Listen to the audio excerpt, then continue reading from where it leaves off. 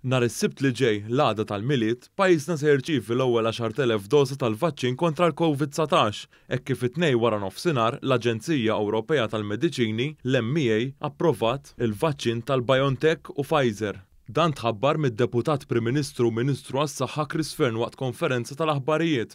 Aktar tard il-Kummissjoni Ewropea approvat din ir-rakkomandazzjoni u dan se jibda jitqassam lill-Membri Stati Ewropej. Il-ħadd 27 ta' Diċembru fid-9 ta' filgħodu se jibda jingħata l-vaċċin lin-nies. Bl-ewwel persuna li se titlaqqam hija infermiera li taħdem fit-taqsima tal-mart infettiv. Mit-2 28 ta' Diċembru u kull nhar ta' tnejn se jkomplu jaslu aktar dożi ta' dan it-tilqim. Iwasslu f'Malta l-ewwel konsinja ta' 10,000 vaċċin.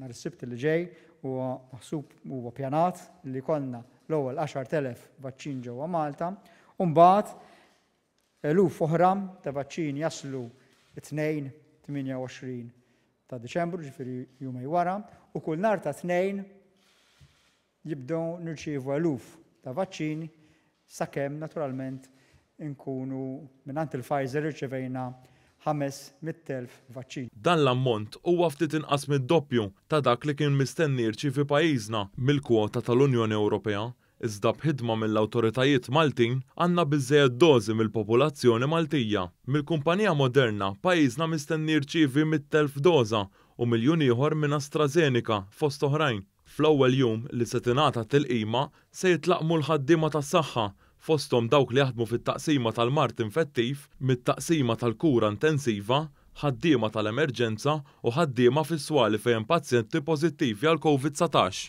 L-għada se jkunu qed jitlaqmu dawk li jaħdmu fil-kura primarja u dawk li jaħdmu fiċ-ċentri tal-ittestjar.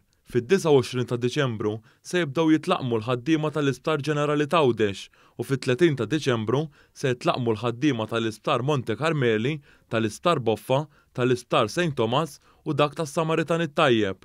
Fl-ewwel 6 ijiem tas-sena l-ġdida se jitlaqmu l-ħaddiema u l-pazjenti kollha tal-Isptar San Vincenz de Paul u ħaddiema tal-isptarijiet kliniċi privati u spiżjara li jaħdmu fil-komunità. Fis-7 ta' Jannar se jibdew jintbagħtu l-ewwel ittri lil pazjenti li għandhom iżjed minn 85 sena.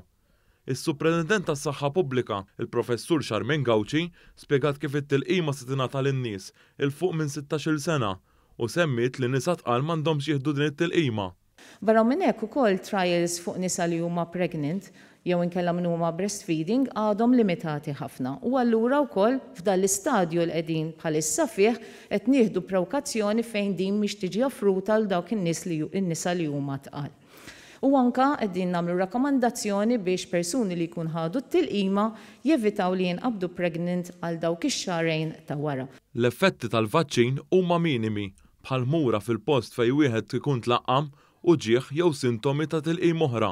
U jekk inti tqabbel dawk ftit side effects li persuna jista' jkollu ma propju x'tista' tagħmellek din il-marda, żgur li aħna nażlu li nieħdu din il-vaccine.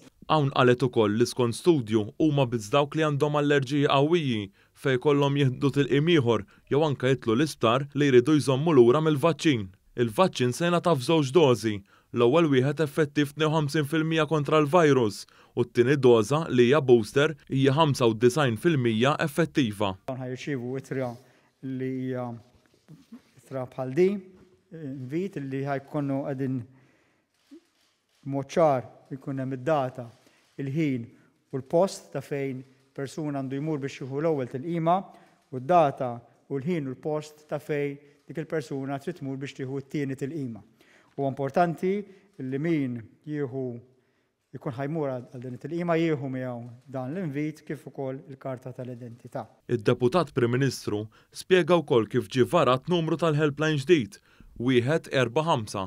La darba jkun hawn jibdu dawn l-inviti min ikollu jew xi mistoqsija illi jixtieq jagħmel dwar il-vaċċin, jista' jċempel 145. Jew iżjed importanti wkoll illi min għal xi raġunijiet ta' saħħa ma jkunx jista' jieħu tilqima fid-data u l-ħin indikat jafżana biex inkunu nistgħu noħorġu appuntament ulterjuri. Id-Deputat Prim Ministru appella biex kull min jista' jħodd il-qima li se tingħata b'xejn u appella lil dawk li mhux se jitlaqmu biex jafżaw lill-awtoritajiet biex id-doża tingħata lil ħaddieħor. Dwar il-varjant tal-COVID-19 li hemm bħalissa fir-Renju Unit, id-Deputat Prim Ministru Chris Fearn qal kif l-ewwel studji juru kif dan il-vaċċin jaħdem ukoll kontra dan il-varjant. Jidher ukoll mill-ewwel indikazzjonijiet li għandna, però qed isiru aktar studji profondi illi il-vaċċin jaħdem ukoll fuq dana l-istrain.